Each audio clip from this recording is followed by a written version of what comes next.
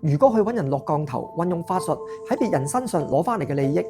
最終後面咧一定會得到報應。可能咧你會以為咧揾人偷偷地去落法係唔會有人發現，其實咧喺呢個因果鏡下，你所有嘅行為都會一目了然，因為呢個係你強求翻嚟嘅，喺你本命根本就唔應該會擁有。喺呢一刻，可能你會感覺到好快樂，最終你會喺呢件事裏面得到報應。我有個朋友嘅丈夫俾人落咗降頭，屋企唔翻，仲要逼佢太太咧簽署離婚。落降頭嗰個咧，其實係一個第三者嘅女性，佢為咗想得到呢個老闆長期嘅照顧、利益同埋感情，就揾降頭師落降頭。我幫佢丈夫戒完一次降頭，翻屋企嘅時候，佢對佢太太啲關係完全係溫馨翻晒。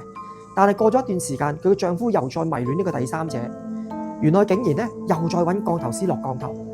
其實呢個第三者咧，今生咧係真係同呢個男人咧係有一個短暫嘅姻緣，佢為咗要延續呢一段嘅關係，所以咧佢再次揾降頭師要取得呢段姻緣。呢種咧靠傷害人扭轉因果攞翻嚟嘅嘢，最終咧只會令自己業障咁深，報應咧係遲早會到嘅。如果你懷疑自己或者身邊人都可能中咗降頭，可以留意呢幾個徵兆。第一，隻眼白嘅正中央，如果出現一條黑色嘅直線咧，呢個咧就係中降頭啦。如果出現灰色嘅直線咧，就有機會中符咒。而黑色嘅小點咧，就係中呢個蠱毒。第二，我哋嘅眼球裏面好多黑色嘅小點或者斑塊，呢一種咧就代表邪風入侵啦，或者係降頭前身嘅徵兆。